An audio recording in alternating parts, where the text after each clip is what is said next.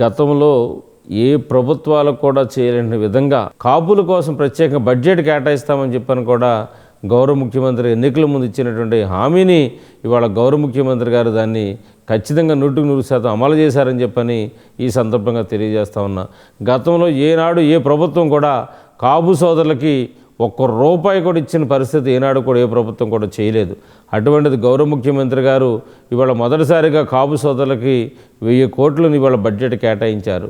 1000 కోట్లు బడ్జెట్ కేటాయించి కాపుల్లో ఉన్నటువంటి యువత కూడా వాళ్ళ కాళ్ళ మీద వాళ్ళు నిలబడి వివిధ రకాల వ్యాపారాలు చేసుకోవాలని చెప్పిన ఆలోచనతోటి ఇవాళ ఇవ్వటం జరిగింది. అందులో భాగంగానే మా గోపాలపురం నియోజకవర్గంలో కూడా 933 మందికి 13,66,00,000 రూపాయలతోటి వివిధ రకాలైనటువంటి యూనిట్ని మంజూరు చేసి కాపు యువత వాళ్ళంతా కూడా వాళ్ళ కాళ్ళ మీద వాళ్ళు నిలబడే విధంగా కూడా ఇచ్చిన ఘనత కూడా గౌరవ ముఖ్యమంత్రికి చంద్రబాబు గారికి దక్కుతుందని చెప్పని కూడా ఈ సందర్భంగా తెలియజేసుకుంటా ఉన్నా. ఇదివరకు కాపులు చాలా వెనకబడి ఉండేవాళ్ళం.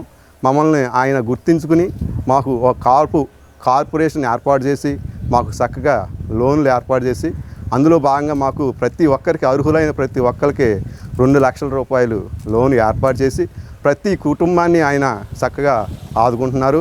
అందులో భాగంగా మా ఎమ్మెల్యే గారు ముప్పిడి వెంకటేశ్వరరావు గారు మాకు ఈ వచ్చే సహాయాన్ని చేసి మా కుటుంబాలను ఆదుకుంటూ నాకు ప్రత్యేకించి 2 లక్షల రూపాయల లోను ఏర్పాటు చేసి నా కుటుంబాన్ని ఆదుకుంటూ ఆ 2 లక్షల రూపాయలు నేను నా కుటుంబాన్ని పోషించుకుంటూ చక్కగా వ్యాపారం చేసుకుంటూ నేను ఈ రోజున చంద్రబాబు నాయుడు గారికి ఎంతో రుణపడి ఉన్నాను.